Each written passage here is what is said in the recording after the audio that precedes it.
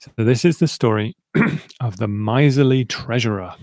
So miserliness.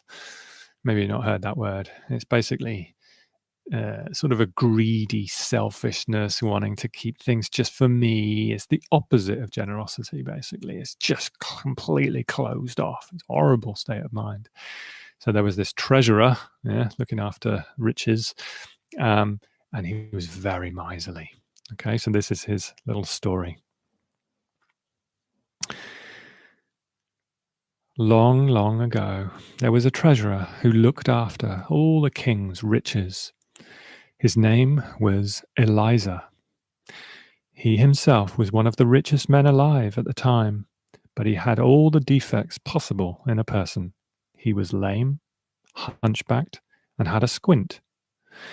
He was a confirmed miser, so greedy, and never giving away any of his fortune to others, and yet also never enjoying it himself either. One day, as he was returning from an audience with the king, he saw a very weary peasant sitting on a bench, drinking a huge mug of tea with great gusto.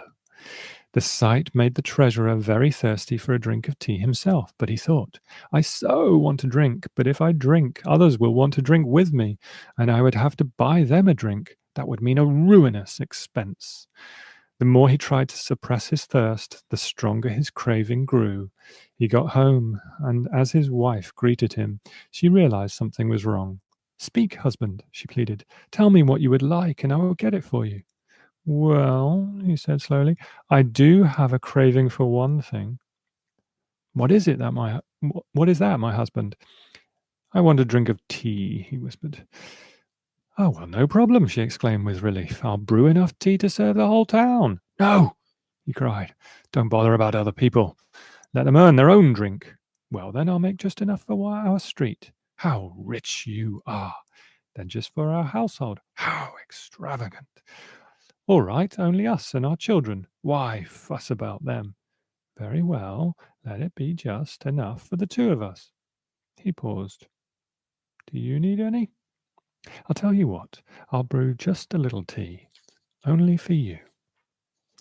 Wait, if you brew any tea in the house, many people will see you. In fact, it's out of the question to drink here at all. Producing one single penny, he sent a slave to buy some tea from the local corner shop. When the slave returned, Eliza ordered him to carry the tea with him out of town to a remote thicket near the river. Now leave me alone, Eliza commanded. After the slave had walked some distance away, the treasurer crawled into the thicket and began drinking.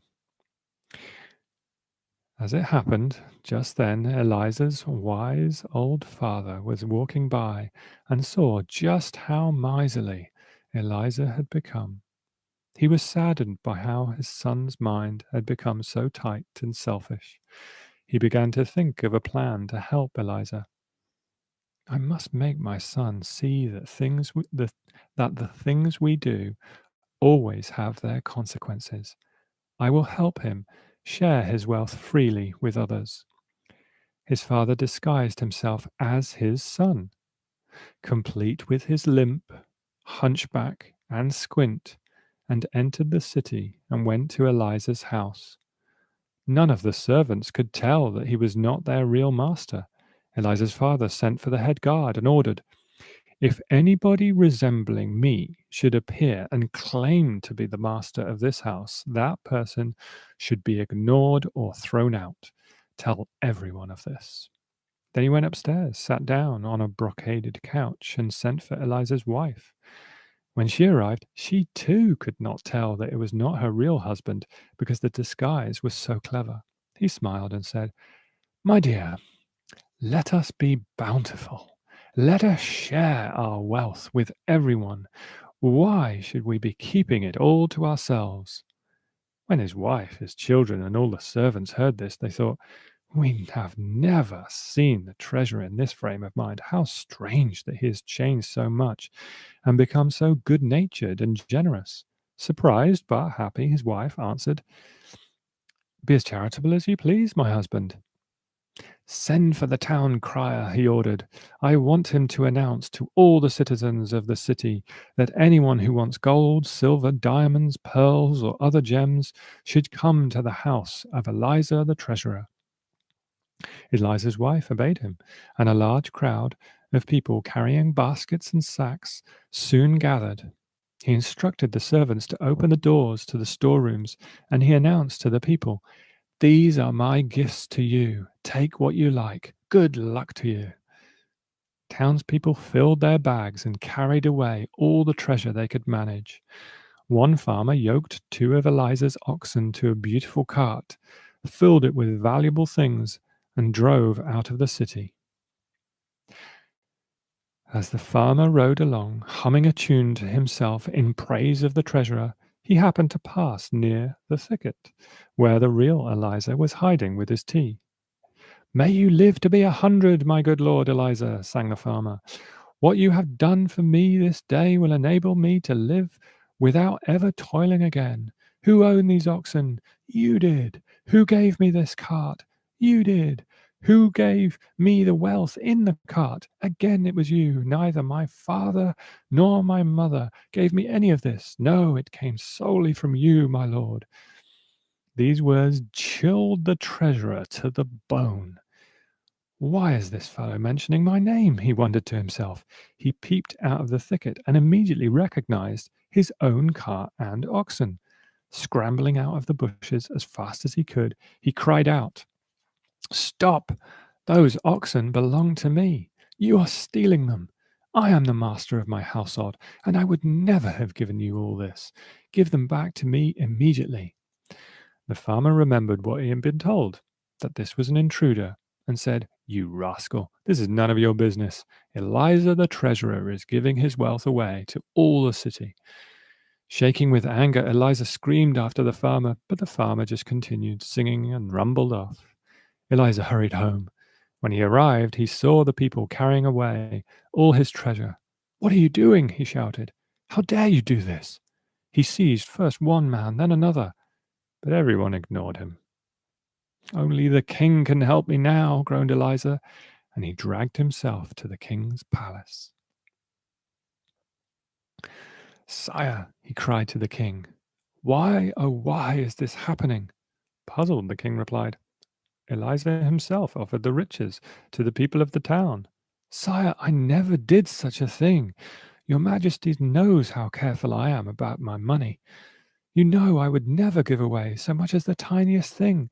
Please, Your Majesty, send for the person who has squandered my riches. Please interrogate him about this matter." The king ordered his guards to bring Eliza, and they brought the man who was really Eliza's father.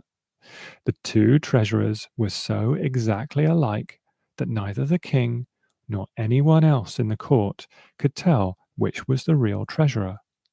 "Sire," pleaded Eliza, "I am the treasurer. This is an impostor." "My dear sir," replied the king, "I really can't say which of you is the real Eliza. Is there anyone who can distinguish for certain between the two of you?" "Yes, sire," answered Eliza, "my wife can." The king sent for Eliza's wife and asked her which of the two was her husband. She smiled at Eliza's father and went to stand beside him. When Eliza's children and servants were brought and asked the same question, they all answered that Eliza's father was the real treasurer. They didn't want to have anything to do with the real Eliza. Suddenly, Eliza remembered that he had a wart on the top of his head, hidden under his hair, known only to his barber. As a last resort, he asked that his barber be called. The barber came and was asked if he could distinguish the real Eliza from the false one. "Of course I can tell, sire, if I may examine their heads." "By all means, look at both their heads," said the king. The barber examined Eliza's head and found the wart. But Eliza's father was very clever and had remembered even this small detail in his disguise.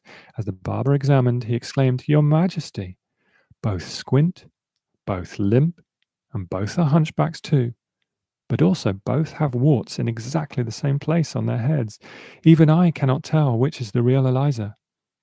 When Eliza heard this, he realized that his last hope was gone, and he began to quake at the loss of his beloved riches. Overpowered by his emotions, he collapsed senseless to the floor. At this, Eliza's father threw off his disguise.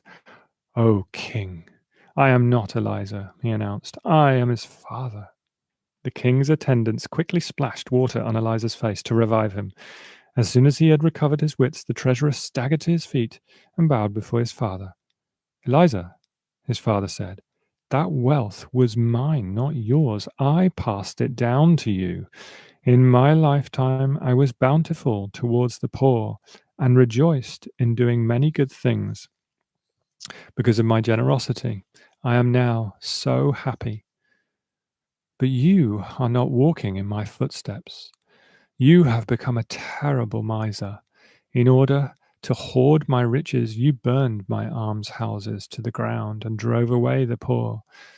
You are getting no enjoyment from your wealth, nor is it benefiting anyone else. If you rebuild my almshouses, however, and show generosity again, you will gain great merit. If you do not, it is obvious you will never find happiness." When Eliza heard this, he realized the truth, how selfish he had become, and how harshly he treated others. He realized his father was right, that from being so miserly, he himself was getting more and more unhappy. He cried out, "From now on, I will be generous, I swear it." True to his word, Eliza became very generous and did many good things throughout his life. As a result, many people came to love him, and he himself became happier and happier. Buddha explained that in one of his previous lives, one of his main students, Ananda, had been reborn as the king, and Buddha himself had been the barber.